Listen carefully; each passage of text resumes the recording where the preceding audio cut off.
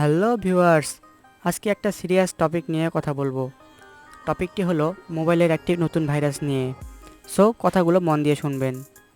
নতুন এই ভাইরাসটি মুহূর্তের মধ্যেই সব অ্যাকাউন্ট ফোন থেকে খালি করে দিবে। অ্যান্ড্রয়েড ফোন ইউজারদের ডাটা চুরি করছে নতুন এই ম্যালওয়্যার ভাইরাসটি, যার নাম ড্রিনিক ভাইরাস।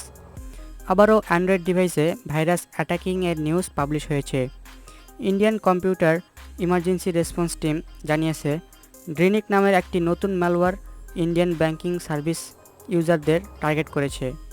এটি হলো একটি ব্যাংকিং ট্রোজান যা স্ক্রিন ফিশিং করতে সক্ষম। মেইনলি ইনকাম ট্যাক্স বা আয়কর রিফান্ড করার লোভ দেখিয়ে স্ক্যামাররা ডাটা চুরির পুরো কাণ্ডটি ঘটাচ্ছে। শুধু তাই নয়, আয়কর বিভাগের মতো সেম টু সেম একটি অ্যাপ ডেভেলপ করার মাধ্যমে স্ক্যামাররা মোবাইল ইউজারদের বিশ্বাসের পাশাপাশি তাদের সেন্সিটিভ ডাটাও হাসিল করে নিচ্ছে অনায়াসে। আপনাদের সবার মনে প্রশ্ন জাগতে পারে যে ফোনে কিভাবে ড্রিনিক ম্যালওয়্যার ইনস্টল হতে পারে। আচ্ছা, তাহলে আমি বুঝিয়ে দিচ্ছি। সিইআরটি ইন্ডিয়া জানিয়েছে, ভিকটিমকে ফার্স্টে একটি এসএমএস পাঠানো হয় যাতে ফিশিং ওয়েবসাইটের লিঙ্ক দেয়া থাকে। এই লিঙ্কে ঢুকলে একটি ফর্ম পাওয়া যাবে। ইউজারকে তার পার্সোনাল ডাটা এন্টার করতে বলা হয়। আবার ভেরিফিকেশন সম্পূর্ণ করার জন্য একটি এপিকে ফাইল ডাউনলোড ও ইনস্টল করার নির্দেশ দেওয়া হয়। এই ম্যালিসিয়াস অ্যাপটি দেখতে অনেকটা আয়কর বিভাগের অ্যাপের মতো, তাই ইউজারদের সন্দেহ থাকে না। আরও একটি প্রশ্ন থাকতে পারে, যেমন ড্রিনিক ম্যালওয়্যার অ্যাপটি ইনস্টল হওয়ার পর কী হয়। আচ্ছা, প্রশ্ন যেহেতু আছে সেহেতু উত্তরও থাকবে। ড্রিনিক ম্যালওয়্যার ইন্টিগ্রেটেড অ্যাপ ইনস্টল হওয়ার পর তা ইউজার্সের এসএমএস, কল লগস, কন্ট্যাক্টস এগুলো চুরি করে নেয়।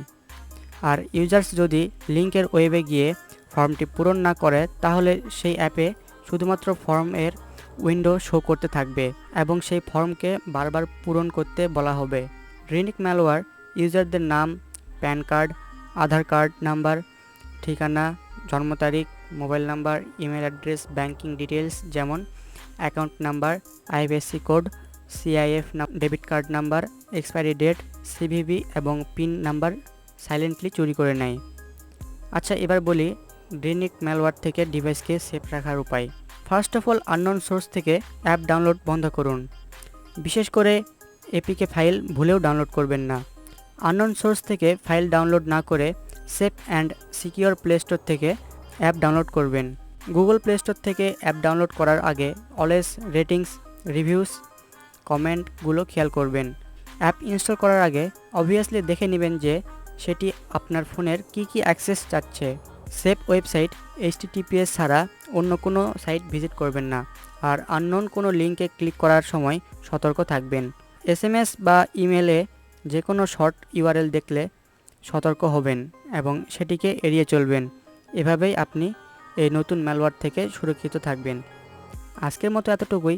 ভিডিওটি ভালো লাগলে অবশ্যই লাইক, কমেন্ট এবং শেয়ার করবেন। এরকম আরও আপডেট নিউজ পেতে চ্যানেলটিকে সাবস্ক্রাইব করে পাশে থাকবেন। ধন্যবাদ সবাইকে।